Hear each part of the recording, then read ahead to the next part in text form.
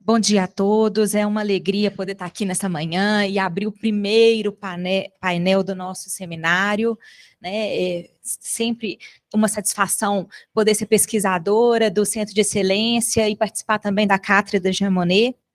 E nessa manhã, portanto, nós temos várias temáticas interessantes e vários professores vindos de longe para que possamos escutá-los e ter uma manhã muito profícua. Sem mais delongas, eu convido os professores aqui, o professor aqui presente, Pedro Miguel Duarte, para estar conosco nesta manhã.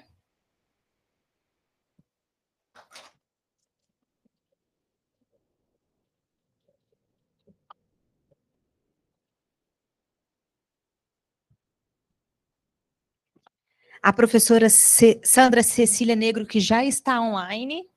Eu não sei se... Rafael vai colocá-la ali no painel?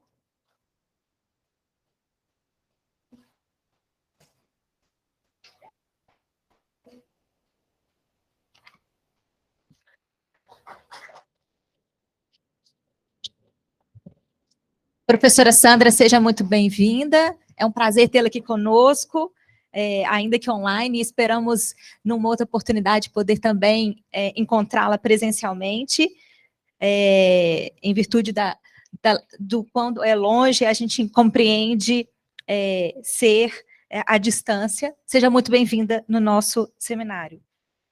O professor Jorge Fontoura já entrou online? Está entrando? Podemos começar? Eu preciso... eu tenho aqui esse tema.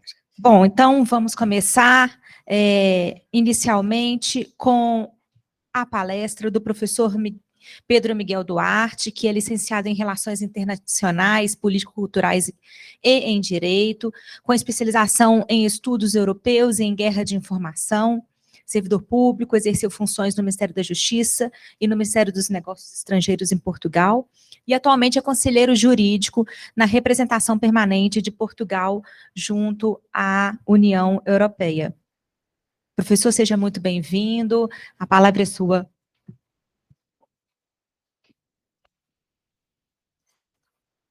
Bom dia, muito obrigado à professora Carla e aos meus colegas de painel.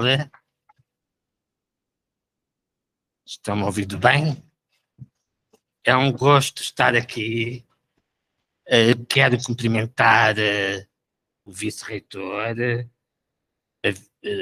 da Universidade Federal de Minas Gerais, a vice-diretora da Faculdade de Direito e a minha querida Jamil, que está fazendo um trabalho muito importante e é a prova de que as relações internacionais não se fazem só com acordos comerciais, fazem-se com este trabalho, esta parceria entre a União Europeia e as universidades do mundo, e nada melhor do que dar o nome de Jean Monnet, o pai disto tudo, nos anos 50, ninguém aqui ainda era nascido,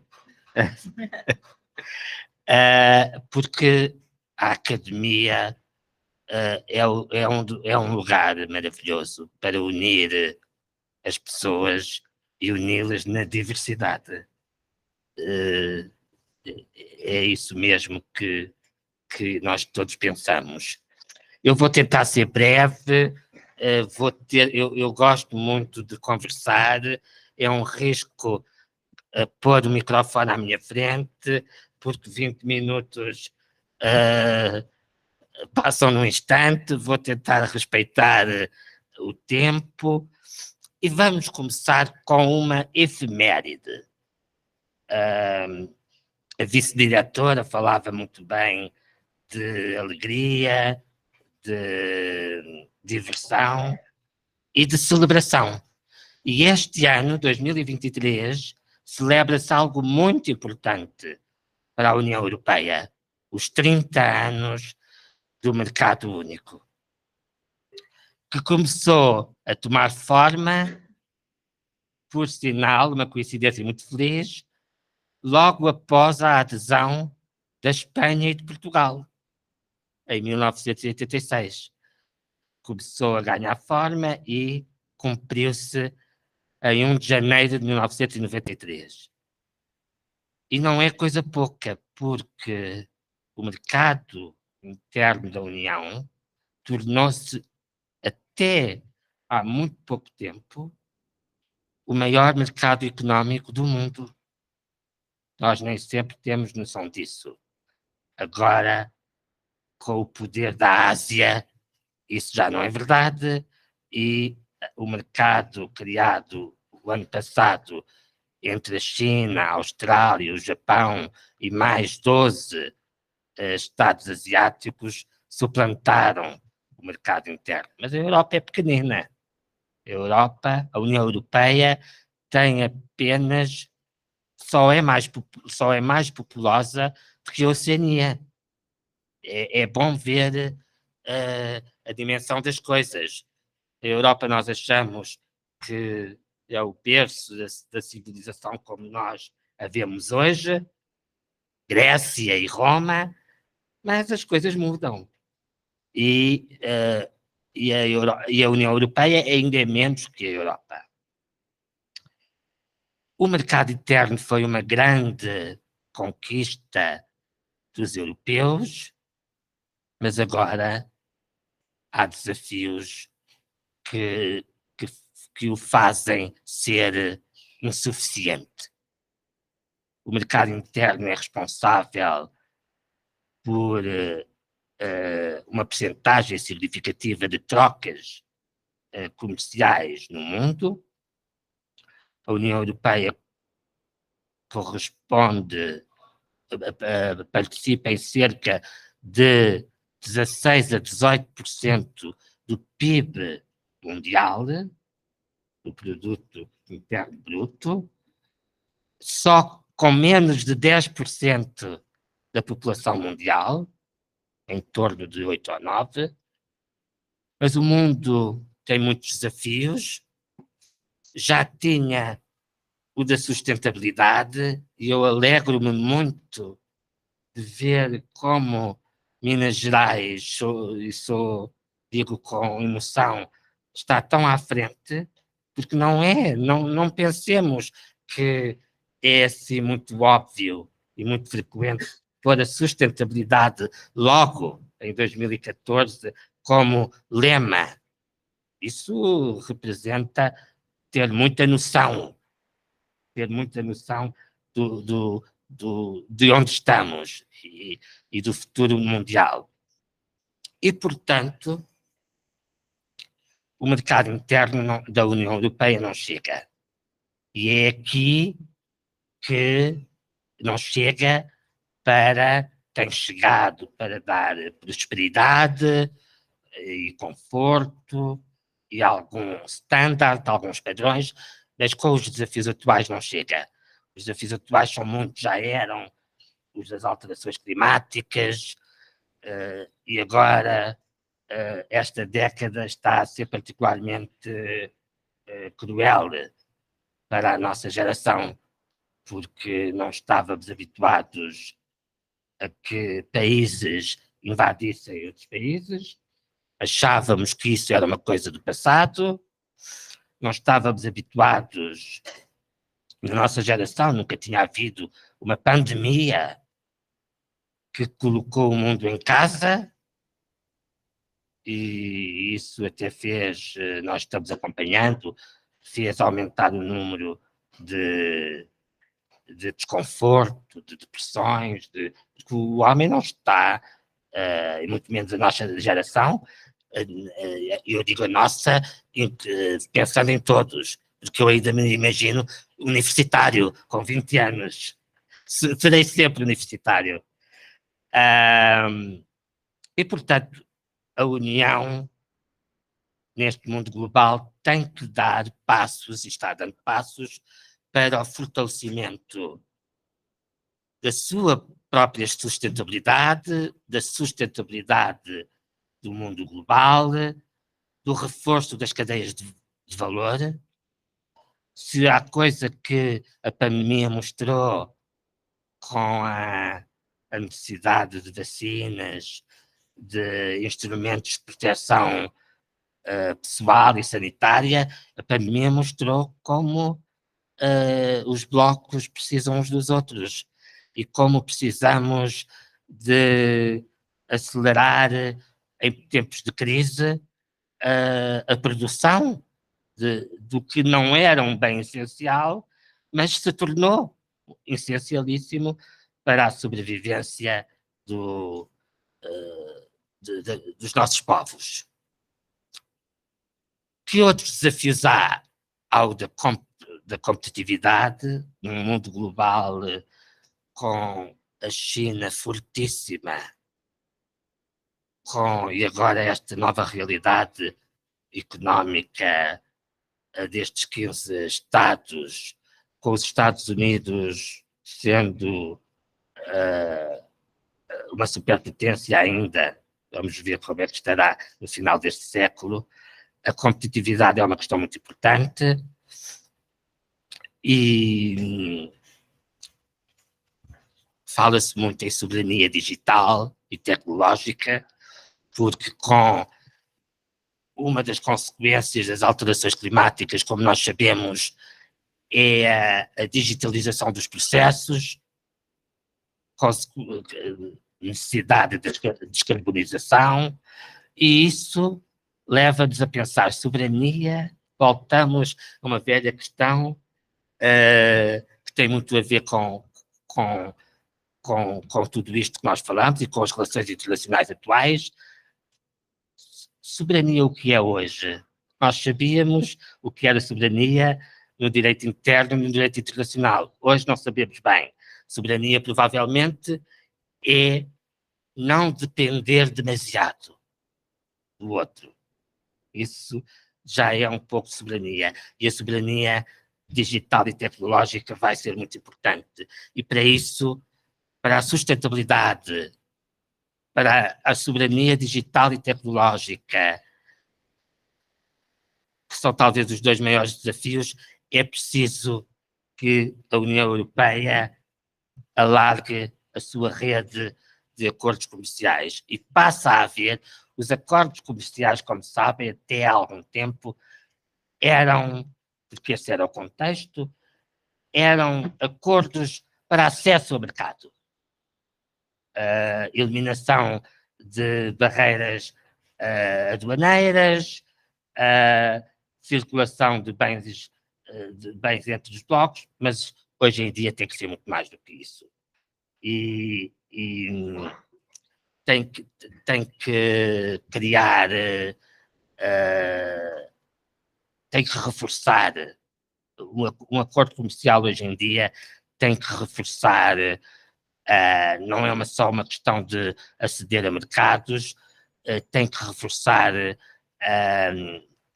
a relação dos blocos e dos Estados que os compõem neste mundo. Tem que robustecer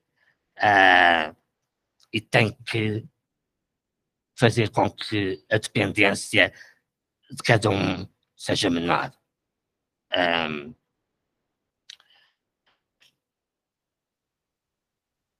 Posso falar mais um pouco? É muito pouco tempo. E onde é que fica a América Latina nisto tudo? Bom, nós estamos negociando, estamos tentando há 20 anos que a América Latina fique num lugar de destaque, com um acordo que já está feito, foi concluído em 2019, mas que tarda em entrar em aplicação.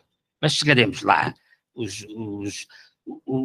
interessante na dinâmica das relações internacionais e dos acordos entre os povos é que elas não dependem só do contexto mundial, dependem também do contexto de cada país. E não vou entrar em detalhes, como é lógico, há contextos, houve contextos específicos da União Europeia, tem havido aqui também na América Latina, mas vou dizer-vos algo que eu acho que pronunciam tempos muito interessantes e de muita cooperação. Este ano, há poucas semanas, e vai ter consagração na Cimeira da União Europeia com a CELAC em julho, foi assinada a primeira aliança digital no mundo entre a União e os Estados latino-americanos e do Caribe. Nós dizemos Caraíbas, vocês dizem. E, voltando lá atrás, digital é um dos desafios que nós temos pela frente e que a geração dos universitários vão sentir muito. E isso é muito bom, é um sinal de que quer a União, quer a América Latina perceberam bem, mais uma vez, para além da sustentabilidade, perceberam bem o outro desafio. A primeira aliança digital no mundo. Acordo quadro com o Chile, do nosso querido amigo Fernando.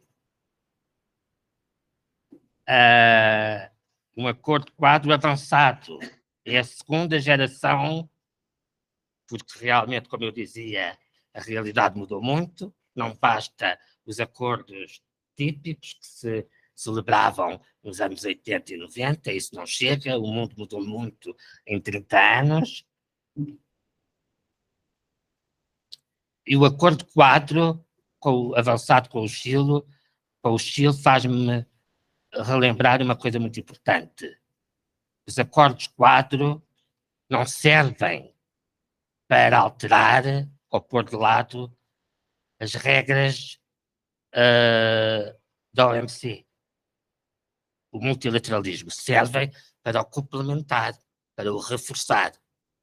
Porque, por razões várias, políticas, a OMC não, tal como a ONU não responde sempre às necessidades de paz e de direitos humanos, a OMC também tem as suas dificuldades internas e não responde. E, portanto, esse conjunto de regras, portanto, esse quadro baseado em regras que é muito importante, porque senão seria a lei do mais forte, nunca nos esqueçamos disso, a regulamentação, eu sei que as gerações mais novas acham a política internacional por vezes um pouco chata, baseadas em regras, muitos regulamentos,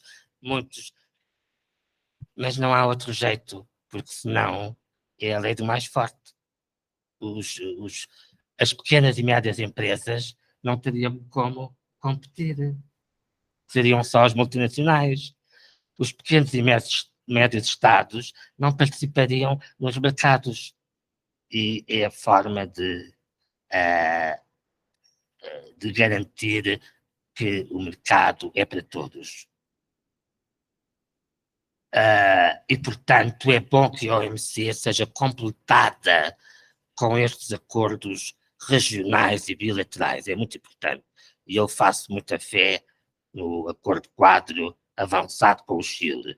Como estão outros em curso, Singapura, Canadá, Vietnã, Japão, Reino Unido, que curioso é, a União Europeia fazendo acordos com o Reino Unido, que demorou tanto a aderir à União, em 1973, e infelizmente não demorou muito a sair. Mas quiçá voltarão nossos amigos atlânticos voltarão. Nova Zelândia, Austrália, Indonésia. Portanto, é uma rede que a União Europeia está a construir, não contra ninguém, a favor de todos. Porque bom comércio internacional, a história tem mostrado que é sintoma de paz. Bom comércio internacional, trocas com regras em que cada um dá e recebe em, digamos que, em equidade, é sinónimo de paz. E na América temos esse grande desafio. Eu conto voltar aqui já com o Mercosul quase a execução. Isso dar-me uma grande alegria, mas também temos os desafios com o México, e eu termino, para dar lugar aos meus colegas palestrantes, com alguns dados estatísticos, recordando, para fazer um wrap-up, um apanhado.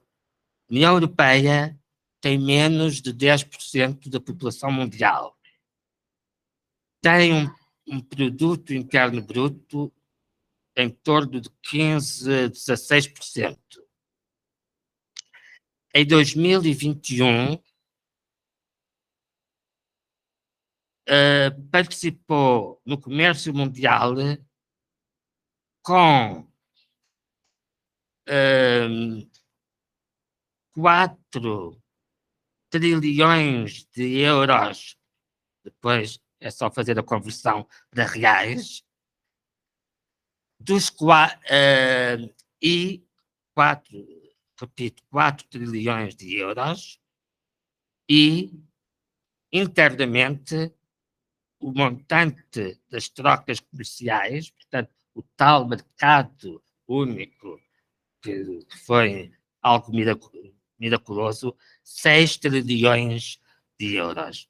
Isto diz bem, embora nós estejamos numa luta feroz entre Estados Unidos e China, diz bem que a União Europeia pode e vai ajudar à paz no mundo através do comércio. Muito obrigado.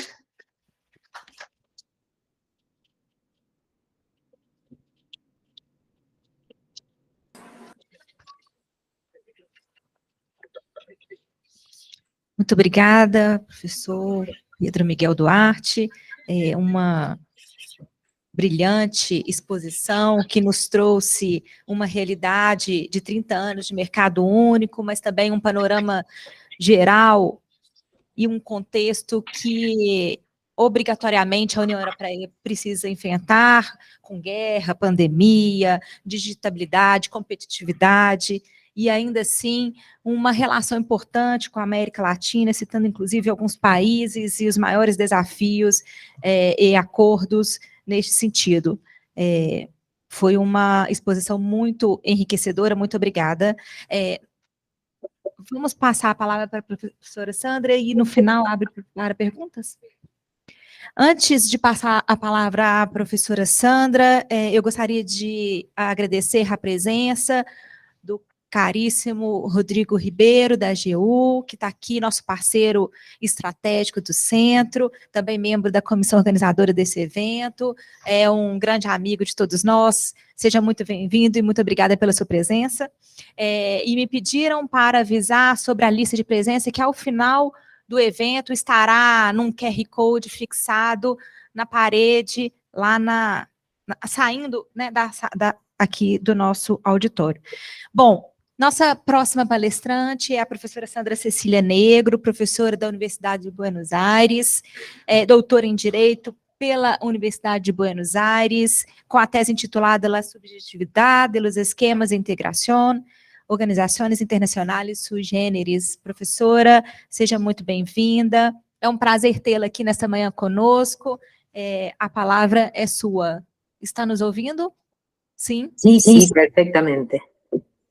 Bueno, buenos días a todas y a todos.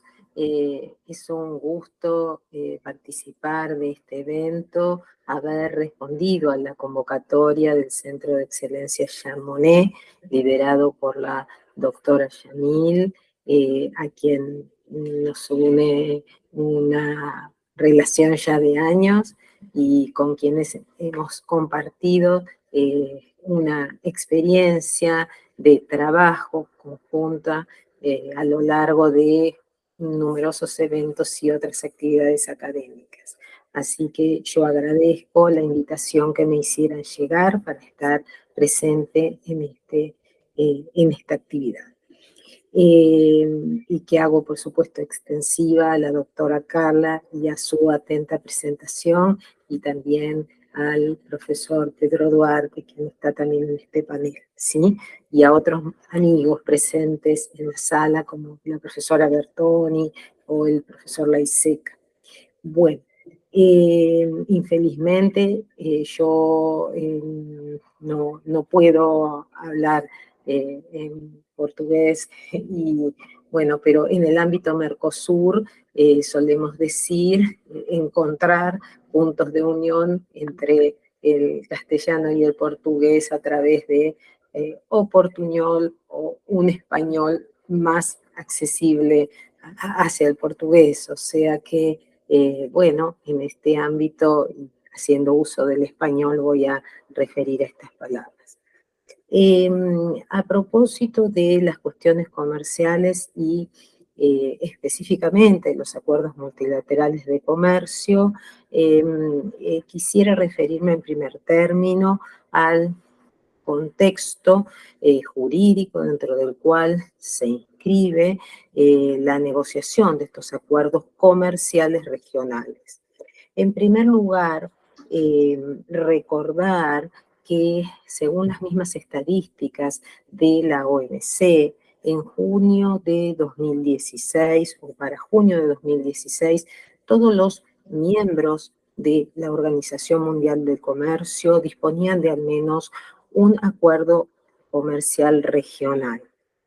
Y este acuerdo comercial regional actuaba como una excepción admitida por el régimen multilateral al principio de no discriminación, porque obviamente creaba preferencia entre aquellos que comerciaban recíprocamente, creando un mejor trato frente al resto de los miembros que no eran partícipes de este acuerdo.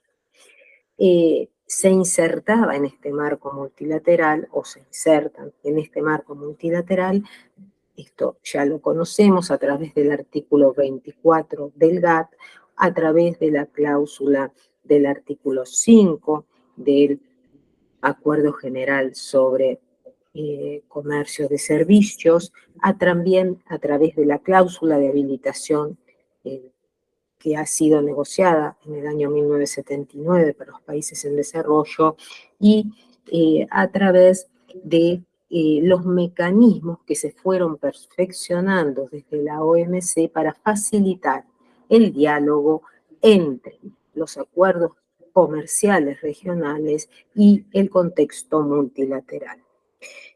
Por ejemplo, quiero detenerme en el mecanismo de transparencia de los acuerdos comerciales regionales impuesto desde la OMC para que todos fueran notificados a el ámbito de la Organización Mundial del Comercio.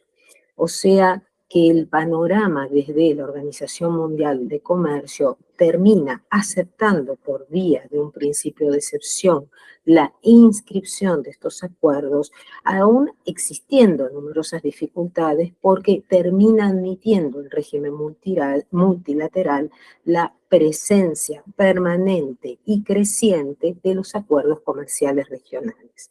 O sea, el marco jurídico del comercio internacional termina admitiendo primero luego aceptando y fuertemente intensificando las disposiciones multilaterales para facilitar la comunicación, una comunicación de doble vía, aún por vía de excepción, del comercio regional a través de estos acuerdos que terminan siendo, por vía del principio de transparencia, comunicados al ámbito del comercio internacional, ¿sí?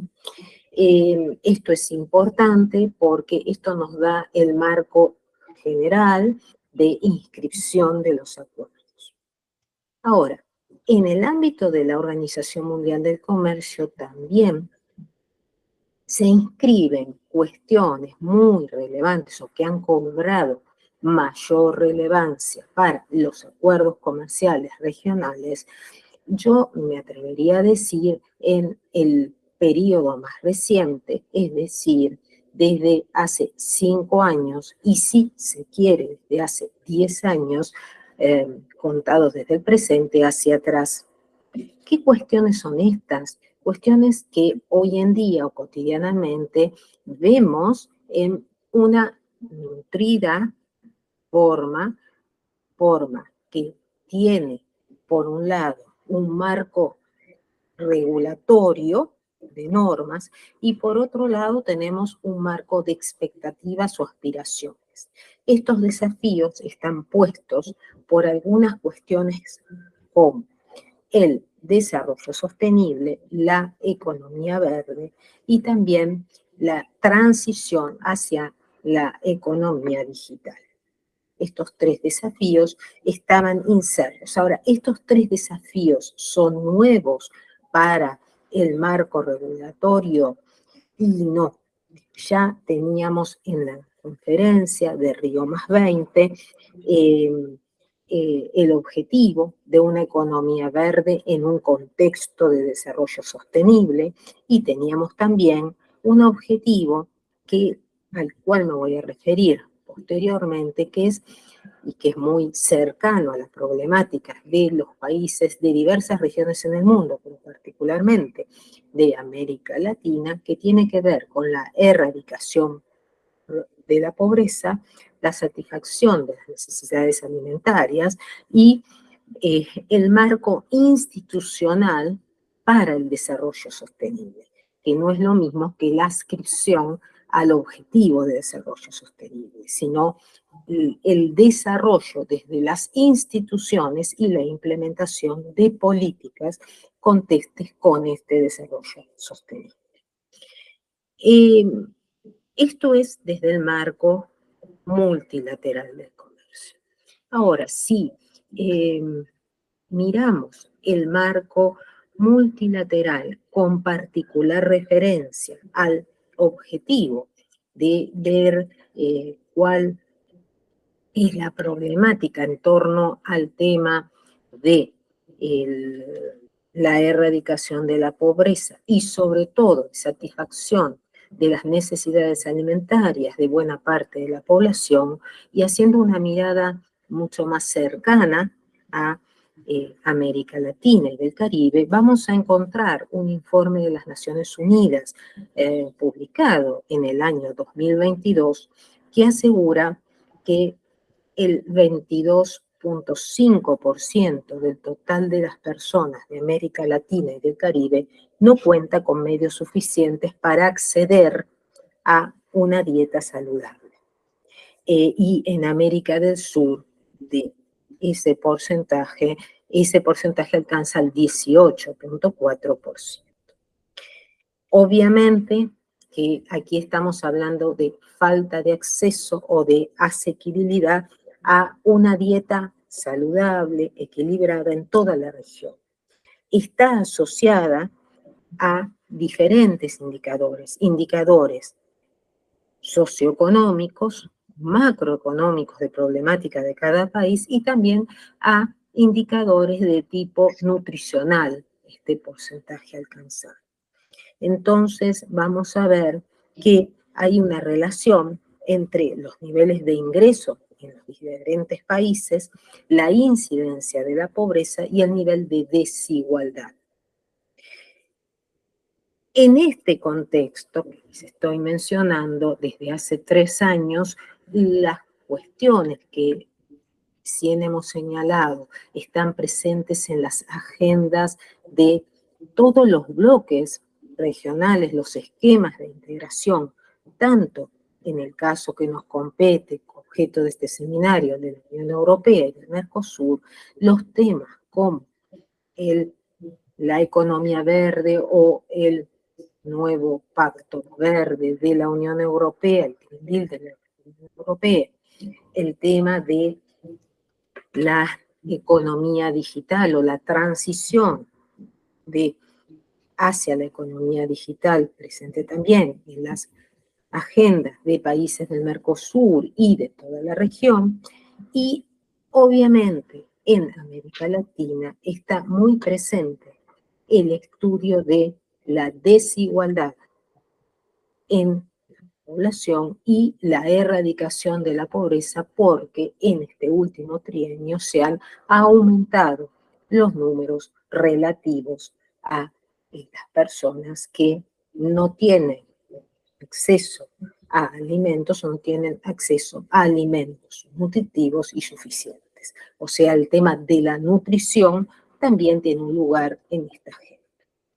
Dicho esto, bueno, a qué ha respondido en líneas generales estos aumentos, deberíamos decir que todos hemos hablado ya repetidamente del impacto de la pandemia y también de estos primeros, posteriores, ecos a la etapa de la pospandemia que nos presenta como desafíos a las regiones, cada una en su marco de desarrollo.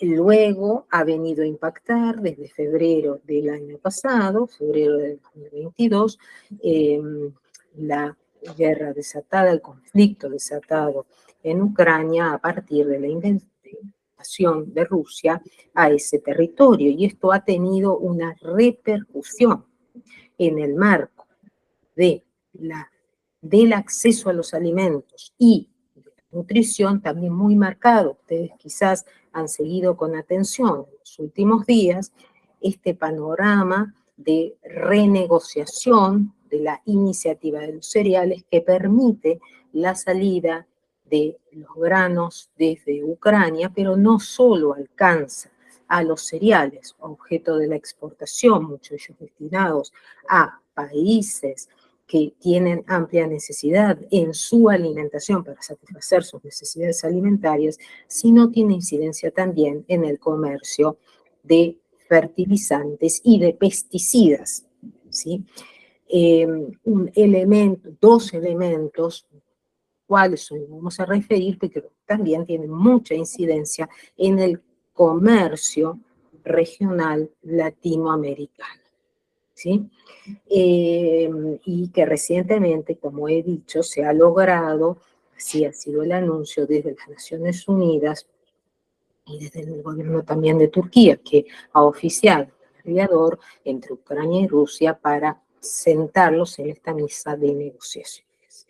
Entonces, en este panorama tan complejo, ¿en dónde quedan los acuerdos comerciales regionales y en particular el acuerdo entre la Unión Europea y el Mercosur? Bueno, en primer lugar, tenemos que tener en cuenta que nosotros contamos con un instrumento que ha sido negociado, cuya negociación finalizó en junio del 2019 y que este es llamado acuerdo en principio y que por lo que nos compete o hace a la temática de este seminario, contiene efectivamente un pilar comercial. ¿Cuáles serían los objetivos de este pilar comercial que están presentes a la fecha? En primer lugar, eliminación de aranceles, que ya ha sido acordado, ¿sí? Después, un acceso más amplio a los mercados respectivos de los dos bloques. Y otros temas que todavía suscitan un número importante de rispideces a la luz de este pilar comercial. Uno de ellos es el de aproximación de legislaciones para hacer viable este intercambio a partir de haber negociado la eliminación de aranceles y de haber trabajado en el acceso amplio a los mercados. ¿Qué estamos hablando aquí? Estamos hablando, por esta puerta, la de aproximación de legislaciones, trataríamos de impedir la subsistencia de barreras no arancelarias al comercio recíproco entre los dos bloques. Y luego, el otro tema que hoy es erigido desde la firma de este acuerdo, ha surgido al poco tiempo como un escollo para la definitiva implementación, mejor dicho, el necesario paso por la ratificación por los parlamentos nacionales y el Parlamento Europeo, su aprobación, además del proceso de ratificación que debiera abrirse en los países del Mercosur, es la cuestión del desarrollo. ¿Sí? ¿Qué trae este acuerdo en principio en materia de desarrollo? Bueno, esto todo bien los conocemos, trae una suerte de enunciación, de adscripción a principios ya negociados en el marco de los AMUMA, Acuerdos Multilaterales Medioambientales, trae ahí la observancia y el respeto, el compromiso por el respeto de los principios que respectivamente en cada país hay una mención expresa al principio de precaución y a la biodiversidad, pero esto parece, desde la mirada actual, no ser suficiente. Se han propuesto diversas soluciones y en ellas se trabaja hasta el momento para encauzar en forma definitiva estos pasos que están aún pendientes en este acuerdo para permitir, como decíamos, la ratificación e implementación de este acuerdo. Ahora, ¿cuáles son las soluciones propuestas? Algunos han hablado y hay estudios efectuados sobre cláusulas ambientales que sean exigibles al Mercosur.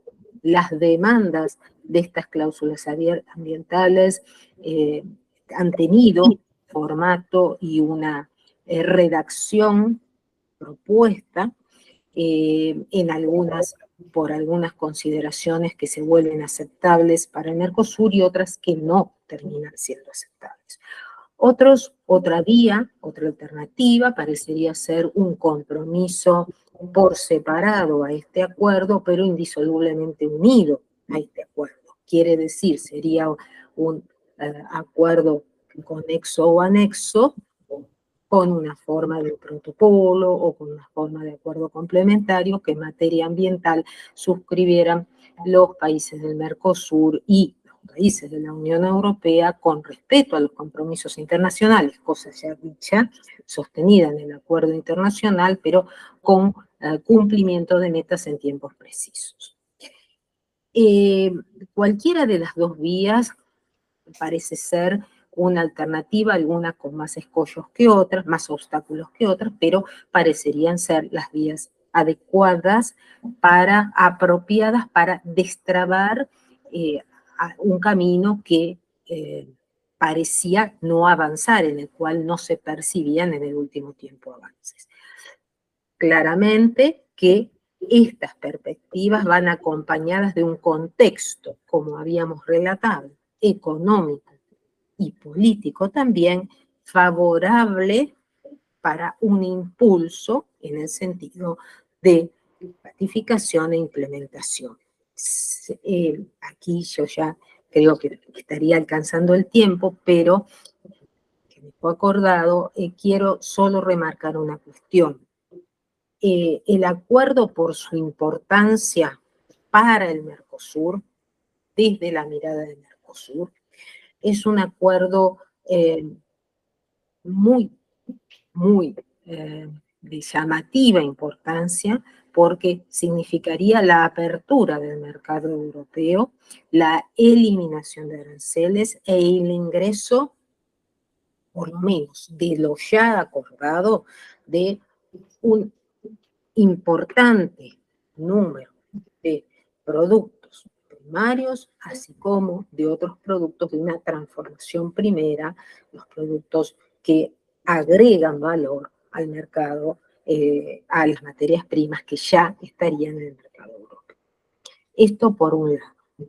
Las regiones de los distintos países, provincias y departamentos, a través de algunos estudios se han manifestado favorables. Claro que esto favorable se debiera ver en términos Mercosur a los estudios realizados pre-firma, digamos, pre-2019 y en el año finalizado el año 2020.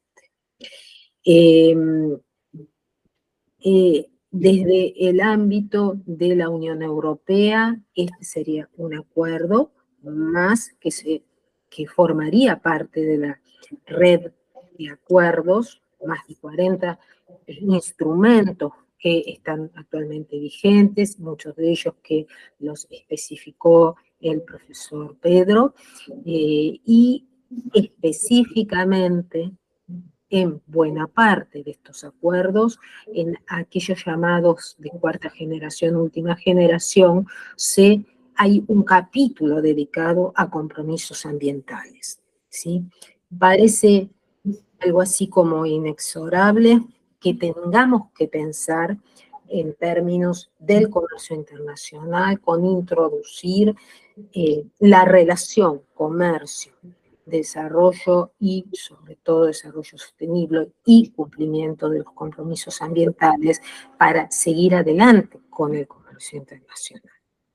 Porque si no, desde el Mercosur también se correrán algunos riesgos, no solo imposibilidad de acceso al mercado, sino una posibilidad limitada o recortada por la aparición o por la, digamos, supervivencia de barreras no arancelarias, vinculadas, algunas de ellas, a requerimientos por falta de aproximación entre las legislaciones, ¿sí?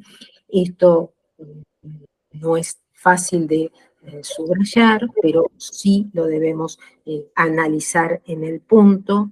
Desde hace mucho tiempo existe diversa interpretación de la aplicación del principio de precaución o el principio de cautela, diversa interpretación sobre qué se pretende con lo que se llama la reglamentación de la deforestación, si puede haber una deforestación legal y una deforestación ilegal, si una de ellas resultaría admisible, esto es la deforestación legal, dentro de qué límites, ¿sí?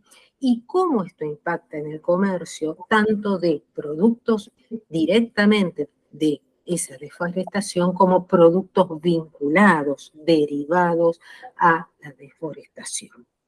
Porque les recuerdo que en diciembre del año 2022, hace muy pocos meses, está transitando una propuesta para un reglamento de la Unión Europea sobre el tema de deforestación que ya está dando sus pasos sucesivos y que, entre otras cuestiones, pone una cuota muy grande de responsabilidad en las empresas exportadoras y también en quienes importen hacia la Unión Europea e imponen compromiso de vigilancia o el respeto de la vigilancia debida. Entonces, esta cuestión como ejemplo nos está poniendo los problemas que se suscitarán en un futuro muy cercano para esta temática. Nuevamente agradezco a todos, queda a disposición si los hubiere para interrogantes o para escuchar todos los comentarios. Así que muchas gracias si pueden.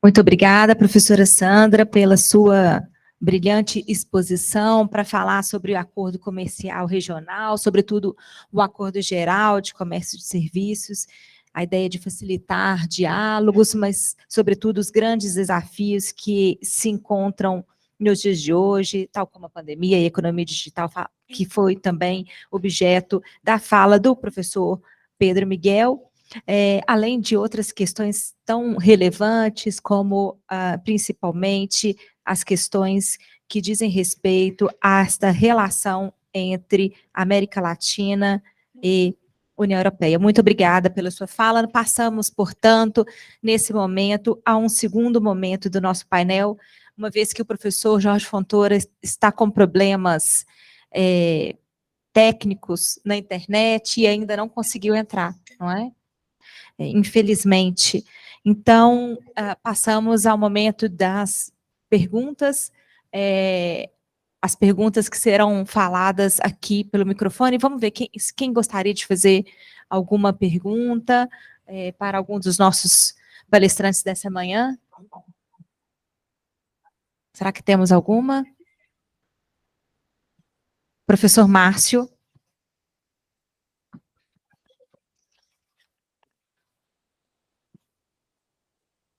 Anotações.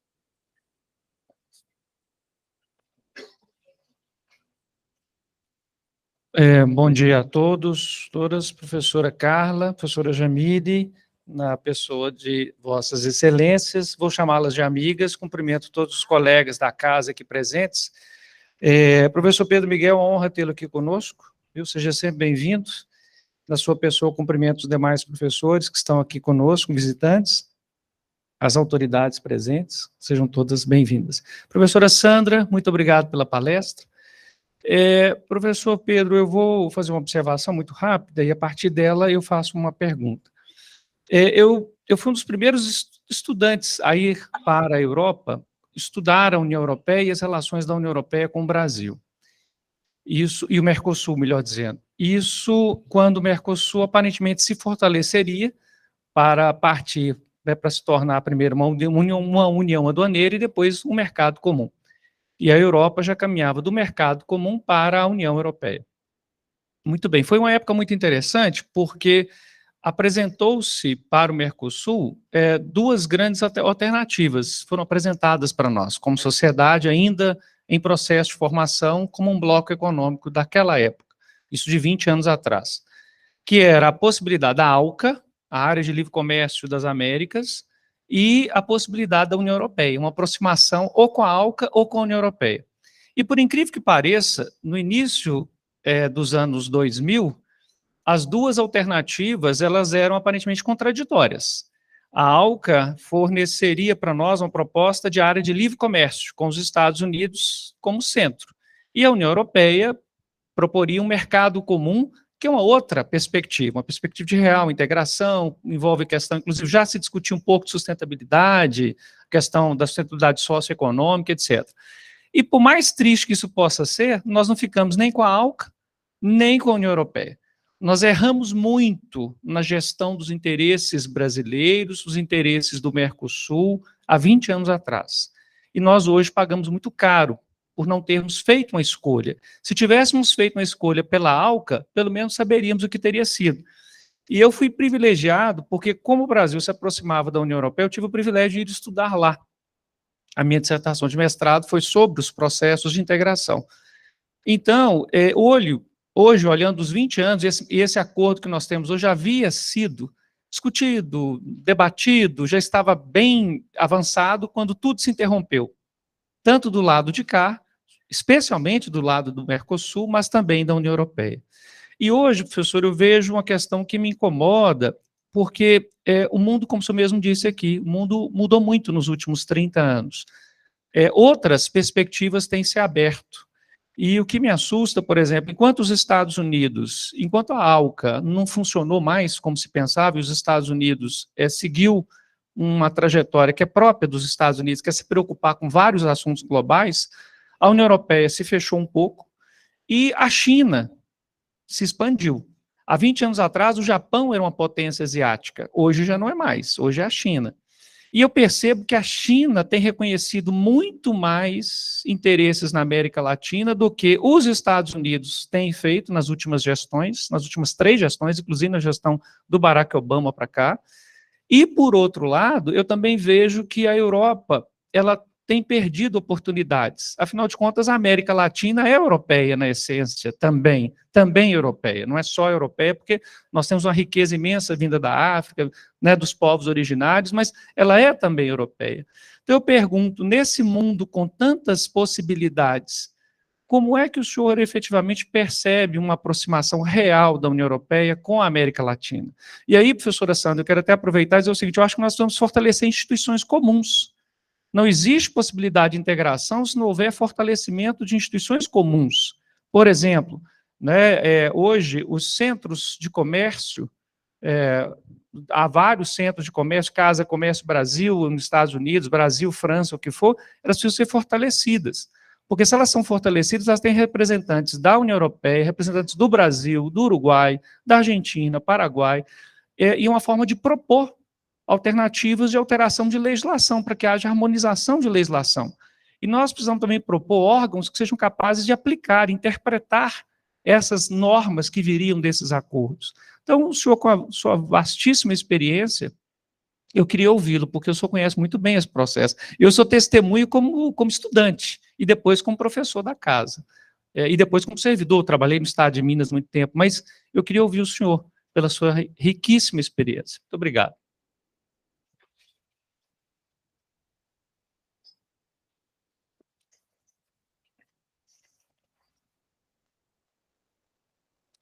Obrigado, eu, muito grato pela excelente pergunta e pelas palavras simpáticas. Eu sou um otimista militante. Alguns amigos e colegas acham que eu sou um bocadinho naivo. Então eu diria que, com certeza, os países do Mercosul e a América Latina em geral cometeram erros. Mas são erros de quem justamente está a querer integrar-se, a querer ter uma dimensão mais do que regional, global.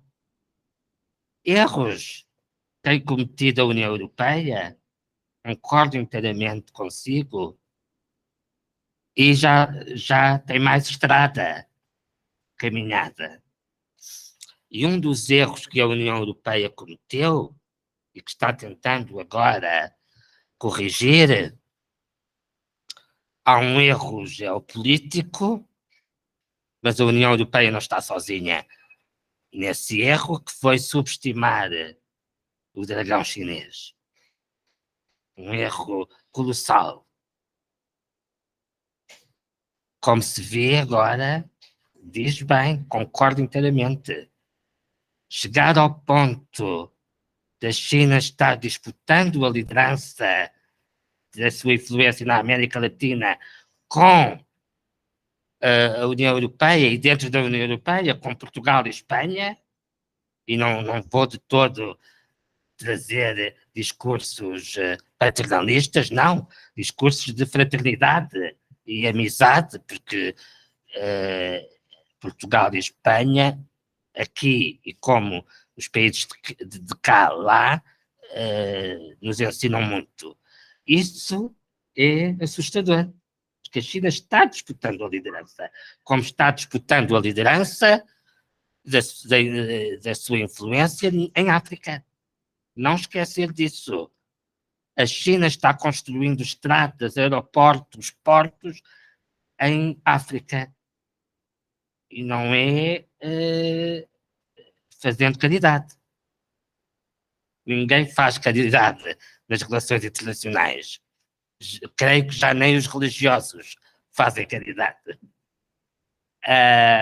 E, portanto, que lições é que o Mercosul, e a professora Sandra falou muito bem, gostei de ouvir, de como é que, quais as duas alternativas que estão presentes para desbloquear a ratificação do Mercosul. Eu acho que a resposta é idêntica. Tem que se ultrapassar definitivamente o modelo de acordo meramente tem que se fazer, e aí a União foi sagaz. Tem que se criar modelos flexíveis. Os blocos não têm que ser, como nós aprendemos, não têm que ser nenhuma daquelas 5 fases. Não tem, isso já era.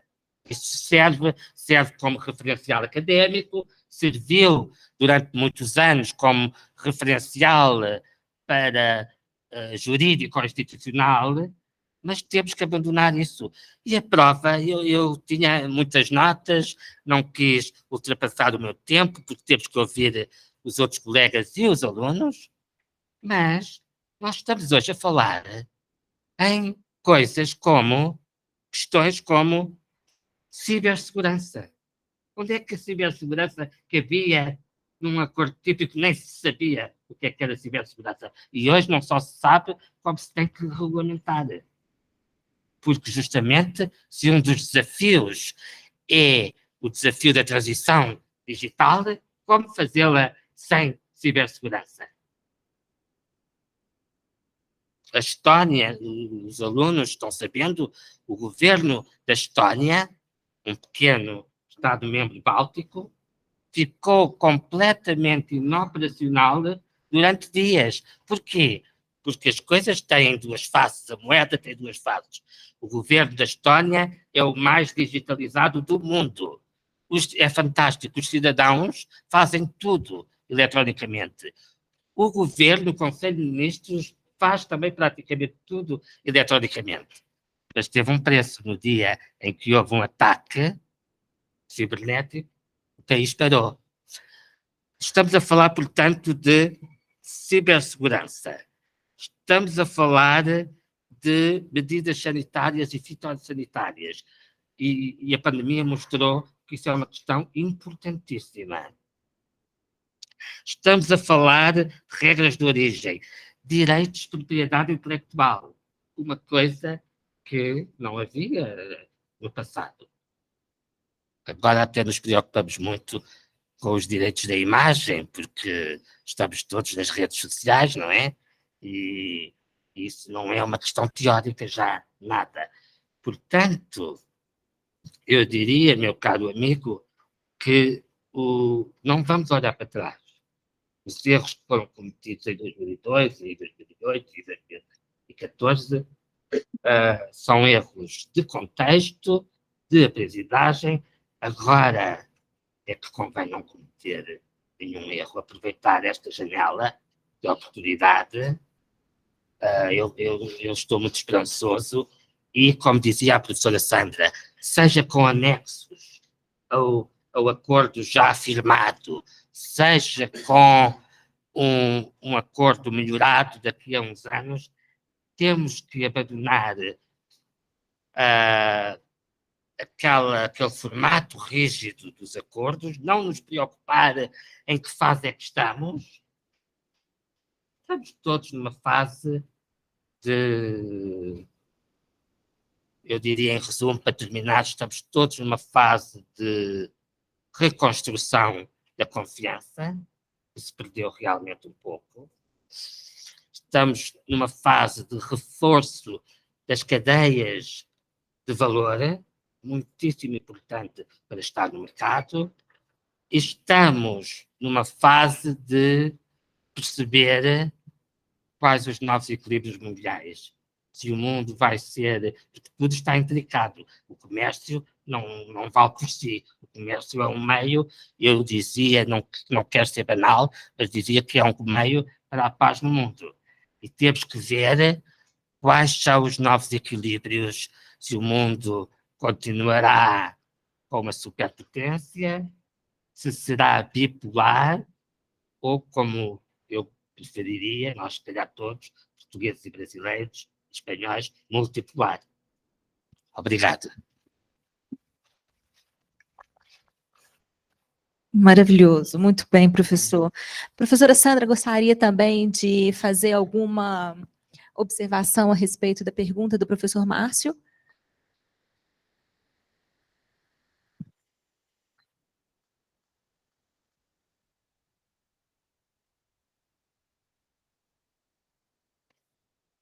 sem som.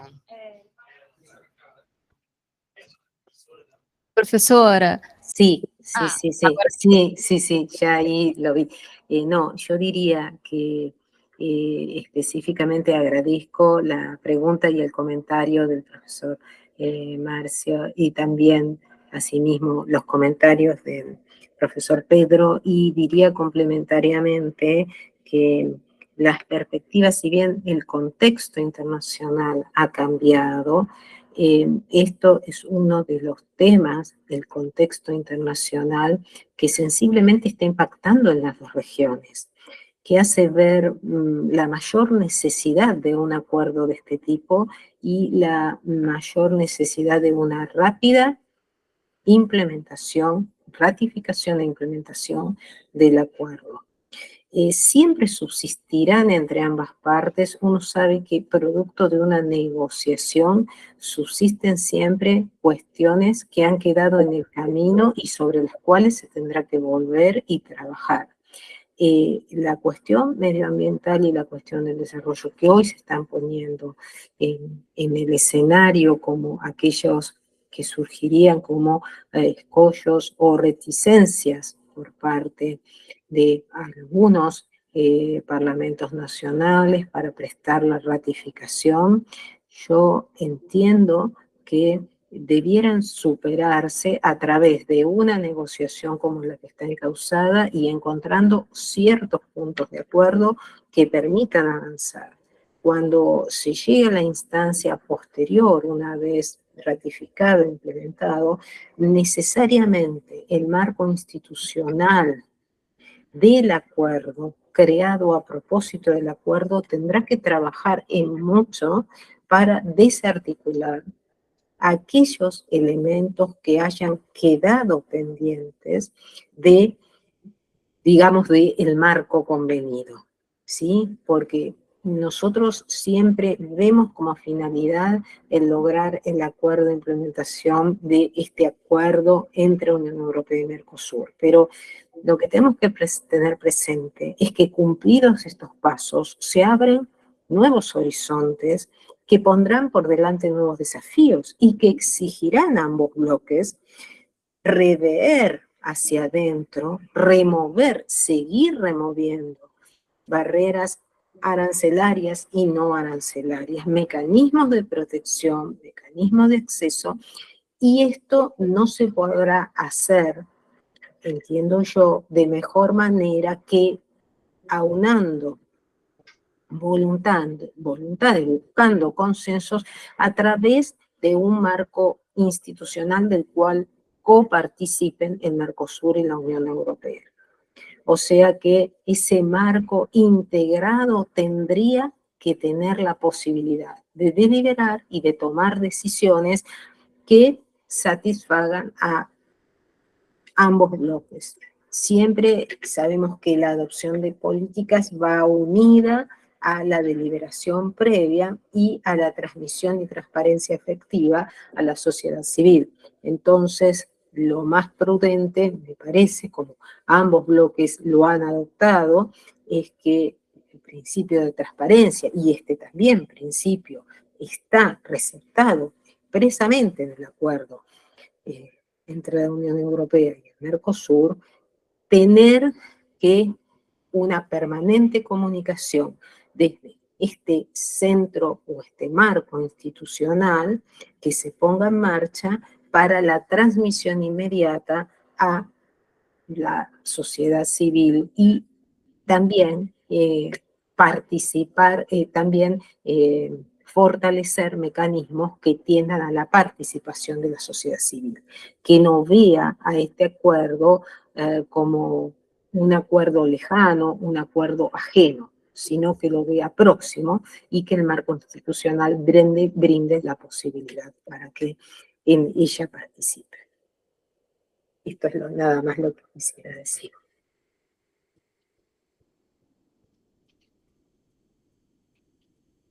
muito obrigada, professora Sandra. Agradeço imensamente a professora Jamile e aos organizadores por estar aqui essa manhã. É uma alegria poder escutar brilhantes exposições e, assim, Agradecendo também a presença de todos e todas, fecho o painel desta manhã.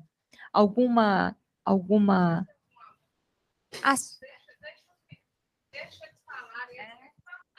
Então, vamos lá. Eles estavam canhados.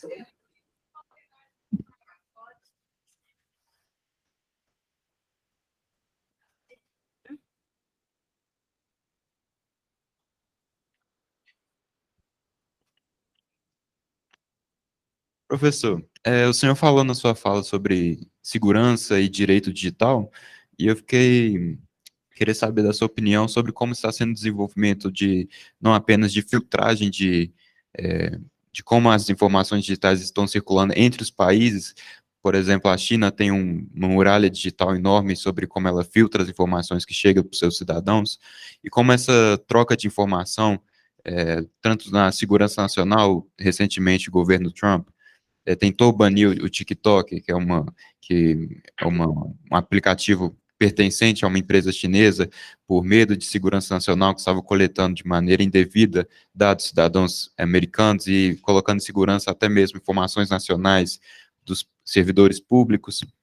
E como desenvolvimento de tentar filtrar e trocar informações entre os governos, entre os cidadãos, está afetando, por exemplo, acordos e tratados. Por exemplo, a China querendo coletar o maior número possível de informação dos países estrangeiros, ao mesmo tempo que filtrando o que chega nos seus países, e querendo aumentar o seu soft power, enquanto bloquear a influência do Oeste para os seus cidadãos. A China está se tornando uma das grandes potências digitais ultimamente, como está afetando desenvolvimento de filtragem e como isso está afetando os acordos, tratados que estão sendo estabelecidos comercialmente da União Europeia, com o Mercosul e os países do Oriente. Obrigado.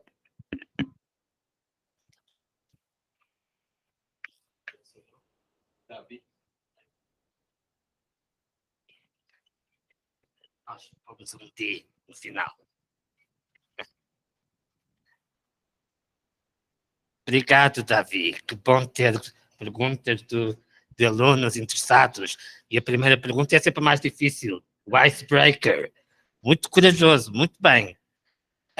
Davi, essa questão é muito importante hoje em dia. Eu distinguiria, fez bem em abordar as duas vertentes, mas elas são diferentes. A troca de informações da filtragem de conteúdos. A troca de informações entre Estados já está a ser considerada há algum tempo. Começou por ser considerada no domínio da concorrência. Como nós sabemos, muitos dos processos em matéria de antitrust e de concentrações de empresas têm esses processos quando a Comissão Europeia ou uma autoridade de concorrência nacional aprova uma operação de fusão, uma concentração, ela tem acesso a informações, a segredos comerciais, a informações muito importantes, que não pode ser divulgada. Mas, por outro lado, a cooperação internacional em matéria de concorrência, entre autoridades de concorrência, por exemplo, com o Japão e com o Canadá, elas têm que, de alguma forma, partilhar, porque não pode ser uma cooperação meramente a cooperação convencional, dos princípios, não. E a concorrência é uma área do direito é uma política da União.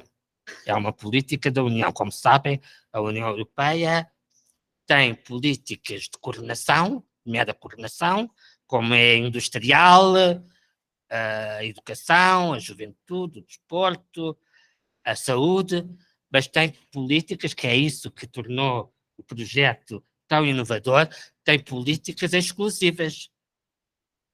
em que a Comissão é a dona e senhora. A Comissão é o executivo da União.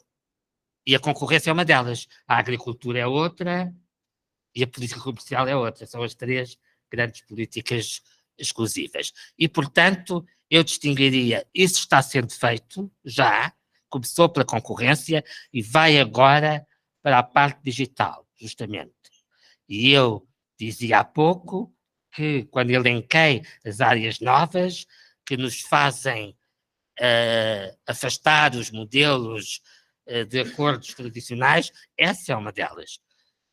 Os novos acordos têm que contemplar matéria digital, matéria de cibersegurança.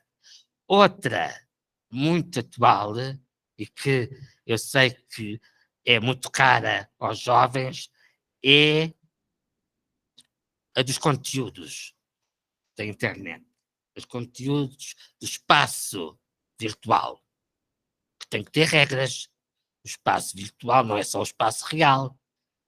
Por exemplo, e o Brasil sabe melhor do que ninguém isto, eu acompanhei de perto o esforço das autoridades públicas em ter eleições justas e legítimas. O ato eleitoral ultrapassa já muito os aspectos físicos, aquelas regras, quanto tempo dura a campanha eleitoral, quem pode, como se apresentam as pautas, quem são os candidatos, vão ao tribunal apresentar as candidaturas, todas essas regras de sempre. Não. As eleições hoje em dia, como talvez e cruelmente a eleição presidencial de 2018 nos Estados Unidos tenha provado, elas decidem-se no mundo virtual, ou em parte, não diria totalmente, e, portanto, a desinformação, as regras, replicar, portanto, não permitir desinformação, replicar as regras convencionais do espaço físico para o espaço virtual, está a ser também pensado e legislado. A União Europeia, por exemplo, mas isto já internamente, não com Estados terceiros, mas também já está a ser negociado com Estados terceiros, a União Europeia está a legislar neste momento para assegurar que as eleições parlamentares de 2024, no próximo ano vamos eleger, os europeus vão eleger o novo Parlamento Europeu para o quinquênio seguinte, 24 e 29, há nova legislação para proteger os valores democráticos, os valores da liberdade e da responsabilidade. E isso também vai ser refletido nos acordos de nova geração, esperamos todos, com Estados terceiros. Como combater a desinformação, porque não afeta só o Estado. Se nós, por exemplo, se a suspeita que recaiu sobre as eleições americanas de 2018 for verdadeira, nós temos entidades externas, nada tem a ver com os Estados Unidos, a perturbar uma eleição. E, portanto, para isso, para que essas entidades externas que estarão salvaguardadas por alguma jurisdição possam ser atacadas, isso vai merecer vai ser objeto de acordos internacionais. Poderíamos falar mais, uma pergunta muito interessante, espero ter respondido em parte ao Davi. Obrigado.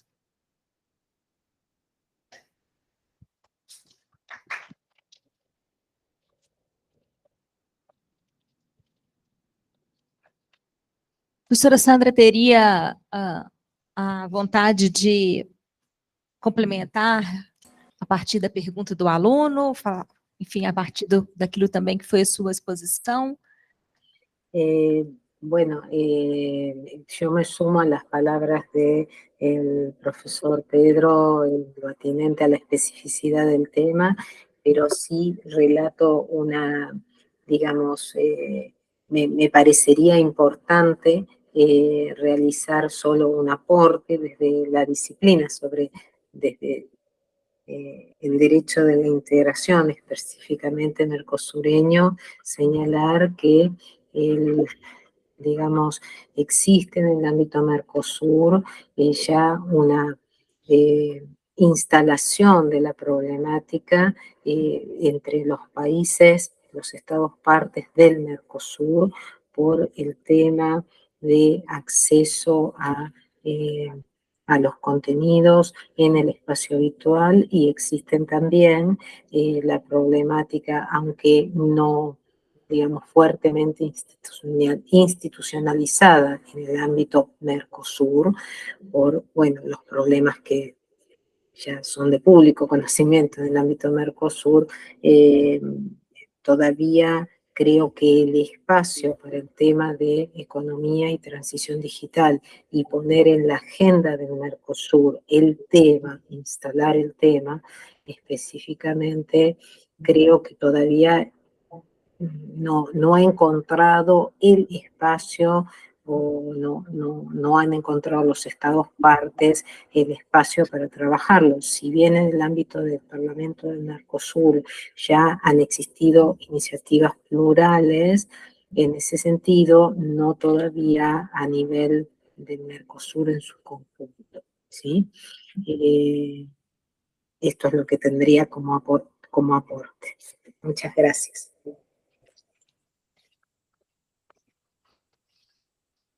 Muito obrigada, professora Sandra. Muito obrigada também ao professor Pedro. Antes de agora realmente fechar, imagino que não tem mais nenhuma pergunta. Tem alguém? Não?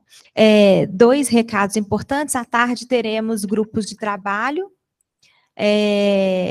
A presença dos grupos de trabalho também contam para fins de emissão do certificado. E nós teremos o nosso segundo painel do dia, às 19 horas, aqui nesse mesmo local. Muito obrigada a todos, muito obrigada, professor Pedro, muito obrigada, professora Sandra. Foi um prazer e uma alegria estar com vocês nesta manhã, e um ótimo dia para todos e todas.